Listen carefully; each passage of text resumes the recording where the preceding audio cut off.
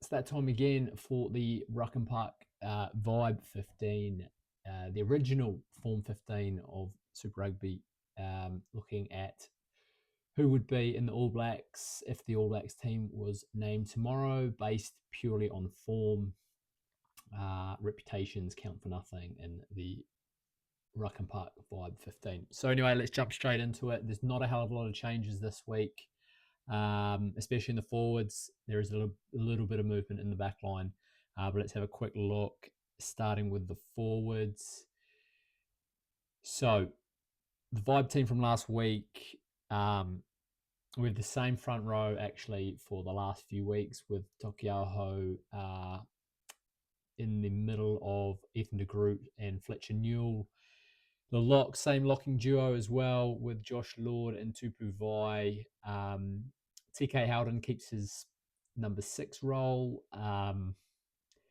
And we had Ethan Blackadder there at 7 and Devin Flanders at 8. So let's quickly skip forward to who's changed. And the only change we have there is Blackadder is gone.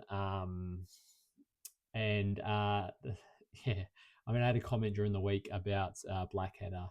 I think he called him Slack. Was it Slack Bladder? Anyway, he's been playing 6 the last few weeks. Johnny Lee's had the starting role, and he's looked good. He's looked good, and as always, I say like the 7 role, we still have not seen anyone really come to the party and put their name forward. Karifi started on the bench on the weekend. He's looked okay.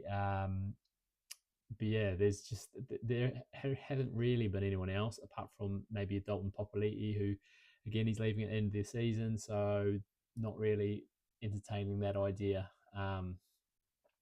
But looking at the rest of the forward pack, Tokiaho, another good week. Line out throwing can be a little bit dodgy at times, but there is a little bit of heat on him. George Bell has looked really good for the Crusaders. I tell you what, Jack Taylor down at the Highlanders, he'd be a shout if he could throw the ball in. Like he's having a mare the last few weeks with lineouts. Again, there's been some really good performing props around, especially last weekend. Numia and Tossi for the Hurricanes were exceptional. Renata of the Blues, again, another good week. So there were options here, but the group's been a solid performer all year. And Fletcher Newell, yeah, we had one incredible run against who were they playing? Moana Pacifica. Like he just looked like he was a back really running, stepping out of players and was unlucky not to score. But yeah, he had a great game as well. So he keeps his spot. Josh Lord and Tupuvai nailed down for the foreseeable future. Although, Josh Berry, Sam Derry at the Blues, both looking really, really good. Jamie Hanna is another one at the Crusaders who's knocking on the door. But, I mean, there's so many good locks around New Zealand at the moment. There really is. So yeah, but they are the top of the pile. You just look at Josh Lord every week. He's really noticeable. It's not just the mullet. Like his ability to get that hand free, hold the ball in one hand. He's dangerous because if he manages to get through the tackle or like at least gain the advantage line, get his hand through, he's got an offload on him. It could cause a lot of teams some issues. But anyway, so those are the locks. TK Howden, again, another workhorse performance. Helped by the fact that Parker gave away an absolute shocking intercept to literally lose the game for the not lose the game, but probably lose the game for the Chiefs. So he wasn't getting a look in this week. Torian Barnes had an absolute blinder for the Blues. Scored a try right at the end there, and just looking better and better every week. I just wish Vern Cotter would give him some starting time. He seems to be coming off the bench. I think he came on quite early on the weekend, so I don't know if there was an injury there. Maybe we'll see more of him next week. But yeah, just really want to see more out of Torian Barnes. Sorry, more game time for Torian Barnes. So Vern Cotter, pull your finger out, mate, and start selecting him at 6. Devin Flanders at 8 keeps his spot again. Another big performance. Rounded off a worldie of a team try for the Hurricanes. And yeah, just another brute performance. All around the park, strong with ball in hand, strong in the tackle. So yeah, just that is the vibe forwards of the week. Not too much change. Let's have a look at the back. Alrighty, so here's the back line from last week. Let's just run through them before we go through the changes. We had Hotham at 9, Bowden at 10, Tavatava Nawai, and Proctor. Jeez, I almost forgot that one for some reason. Tavatava Nawai and Proctor in the centres. Will Jordan on one wing, Tangitau on the other, and we had Neepkins at the back. So let's have a look. Any changes? The first big one is Roigard, our king, the Lord and Saviour of New Zealand rugby, is back in the team. He makes the team this week. Incredible performance from him. I think he got 2 tries, a couple of quick thinking ones. I do find it funny though, like you see across all the pundits, the breakdown. I was watching a breakdown, absolute load of bollocks, mate, in the breakdown. But the breakdown, even the DSPN, they're talking about his quick thinking to tap it. I mean, every halfback in the world from the beginning of time, when they get a penalty or a short arm, that like they will take the tap from literally anywhere, no matter how far off the mark they are, and they'll probably get called back. It's just now the rules state that they have more leeway and they're probably not going to get called back. So when people say how amazing that quick thinking was, that he had realized that there was new rules, it's bullshit. Like he chanced his arm as every single halfback in the world does, and because the rules have changed, he benefited from it. So I mean, I'm getting off subject here, but anyway, Roigard, he had a great game regardless of how I feel about that. And he's now putting a couple of good weeks together, and that's enough for him to take the spot from Hotham, especially with the Crusaders stuttering a little bit. I mean, they beat the Minor on the weekend comfortably, but it wasn't a hugely great performance. Bowden at 10 he's not. Bowden is not at 10. He's gone. Damien McKenzie. I'm actually going to go into a bit more about Bowden later this week. I've got another video to do with him and Moanga actually, and I don't see Bowden Barrett being an All Black. I mean, I think he'll go to South Africa, but I just don't see how you can potentially take him to the World Cup. Anyway, I think that was partly my reasoning for bringing in Damien McKenzie. It made it easier to bring in Damien McKenzie because McKenzie had another good week.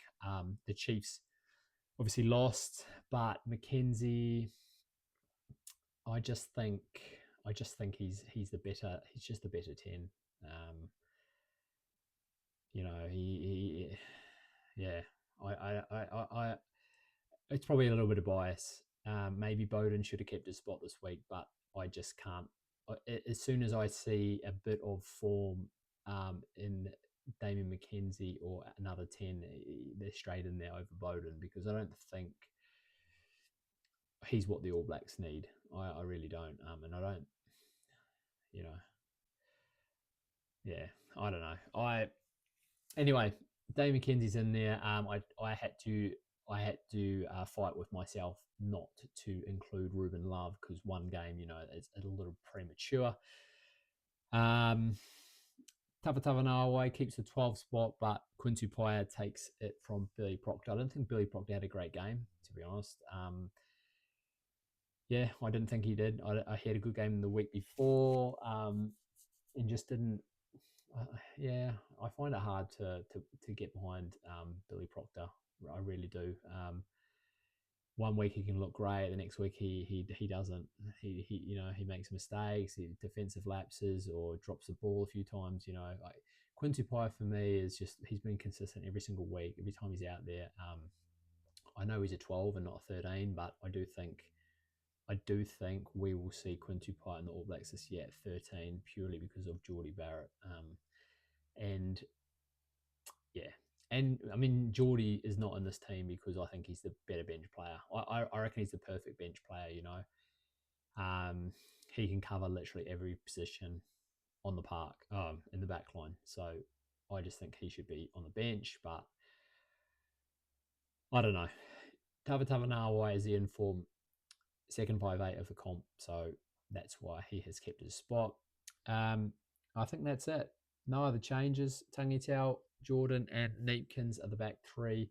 Neepkins had another strong showing at the back, despite being on a losing Highlanders team.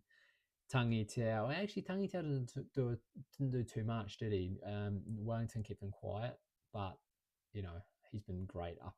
He didn't do anything wrong, I don't think, and he's been great up until now. So no reason to change him. Will Jordan again, another good performance for the Crusaders. So what will actually be quite interesting this season when the All Blacks get named is the potential All Blacks team that did not get picked for the All Blacks, because that would be some team. There's a lot of depth in in a lot of positions, like I'd say the front row, the locks, a lot of depth. Maybe not as much depth in the loosies. I'm talking 7 and 6. There's some options, but a little bit untried there. Not a lot of depth at 10, although I think that's coming.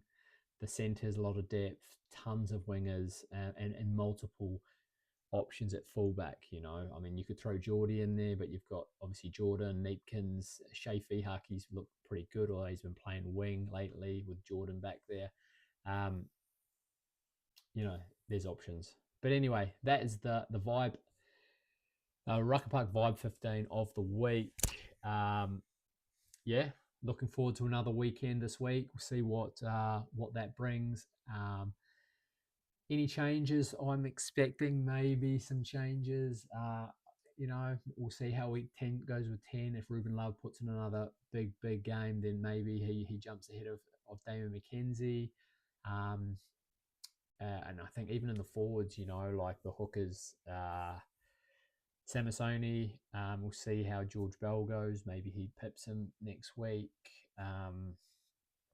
Looking to see some props movement in the props as well. So yeah, that's pretty much it. Let me know what you think, guys. Let me know what changes you would make. Call me out if I've overlooked someone, or yeah, let me know. Give us a like, and if you want to follow along every week, I do this every single week, and I will have some more content coming out later this week as well. So watch out for that. But yeah, guys, thanks very much. Have a good week.